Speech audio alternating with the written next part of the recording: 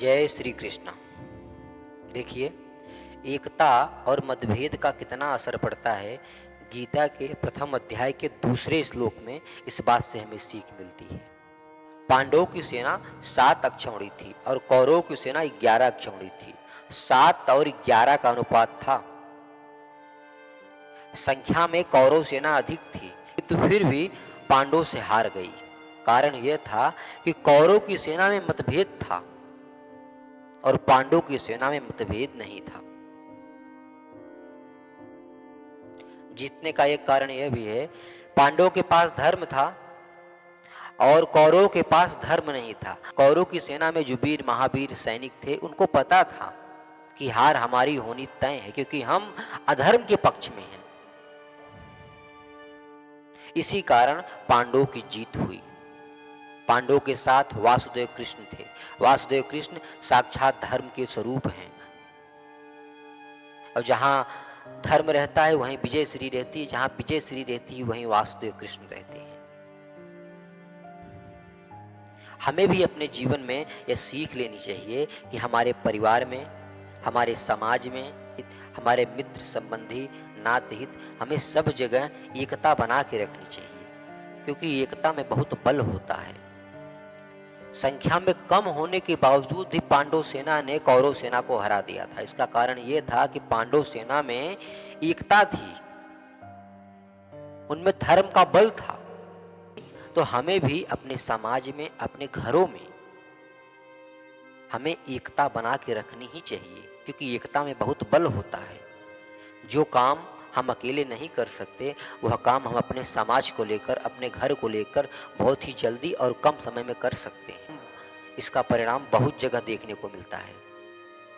आप आसपास समाज में देख सकते हो, जिस घर में एकता होती है, जिस समाज में एकता होती है, वह समाज, वह घर सबसे आगे ही रहता है।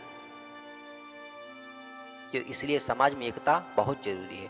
आज के समय में यह चीज बहुत देखने को मिलती है, घरों में, समाजों में, चारों तरफ जहां देखो वही मतभेद है। और इसका यही कारण है कि लोग विकास नहीं कर पाते, लोग दाने दाने को मुस्ताद हैं। उसका यही कारण है कि आपस में मतभेद है, आपस में एकता नहीं है, भाई भाई में मतभेद है, पत्नी और पति में मतभेद है, यहां तक कि बच्चों में मतभेद उत्पन्न हो जाता है। लोग अलग हो जाते हैं, परिणाम स्वरूप दुख मिलता है। इसका एक कारण यह भी है कि हम अपने धर्म का पालन नहीं करते। जब हम अपने धर्म का पालन करेंगे तो बुद्धि शुद्ध रहेगी, और जब बुद्धि शुद्ध रहेगी तो कार्य भी शुद्ध होंगे। जब कार्य शुद्ध होंगे तो कार्य के द्वारा जिस फल की प्राप्ति होती है वह फल भी शुद्ध और सात्विक ही होगा, जिससे हमें सुख और आनंद की प्राप्ति होगी। गीता कहती है, जिनके हृदय में अधर्म होता है उनका हृदय कमजोर होता है, और वह कितना भी बलवान क्यों ना हो, कितना भी धनवान क्यों ना हो, किंतु उसकी हार निश्चित है। पांडवों में और कौरवों में जब शंख ध्वनि हुई तो कौरव सेना बड़ी थी और पांडव सेना छोटी थी, किंतु कौरव सेना की शंख ध्वनि का असर पांडव सेना पे कुछ नहीं हुआ। किंतु जब पांडव सेना की शंख ध्वनि हुई ना, उस शंख ध्वनि का असर कौरव सेना के हृदय को दहला दिया, उनके हृदय आर पार हो गए। कारण यह था कि कौरव अधर्मी थे, उनके हृदय में अधर्म बैठा था। उन्हें पता था कि हमने गलत किया है, हमने पाप किया है, इसका परिणाम तो हमें भुगतना ही होगा। इसलिए यदि हम अधर्म और अन्याय करेंगे ना, तो हमारा हृदय कमजोर रहेगा, हम कोई भी शुद्ध और सात्विक काम नहीं कर पाएंगे। क्योंकि हृदय में जब अधर्म बैठा है तो तुम्हें कोई भी शुद्ध और सात्विक कार्य वह करने ही नहीं देगा, क्योंकि हृदय तो राम जी के लिए है, कृष्ण जी के लिए है। हम हृदय में कलयुग का वास लिए बैठे हैं, तो हमारी उन्नति कैसे संभव है? संभव ही नहीं है। आचार्य द्रोण, पितामह भीष्म, कुलगुरु कृपाचार्य, ऐसे कई योद्धा थे जिन्हें पता था कि हमारी हार निश्चित है, क्योंकि हम अधर्म की नाव पर बैठे हैं। अधर्मी, अन्यायी कितना भी बड़ा बलशाली क्यों ना हो, कितना भी बड़ा धनवान क्यों ना हो, कितना भी बड़ा वीर महारथी क्यों ना हो, उसकी हार निश्चित है। रावण जैसा पराक्रमी कौन था, एको हम द्वितीय नास्ति, उसकी भी लंका जल गई, कुछ नहीं बचा। 1 लाख पुत्र 1.25 लाख नाती, ता रावण घर दिया न भाती। लंका सिकोट समूह सिखाई, ता रावण की खबर न पाई। ऐसे रावण की तो खबर ही नहीं लगी, तो हम किस खेत की मूली हैं भाई? किस खेत की मूली हैं हम? हम तो संसार में एक शून्य मात्र हैं। हाँ, यदि हम अपने कर्मों से संसार की थोड़ी भी भलाई कर देते हैं तो वही हमारा गिना जाएगा,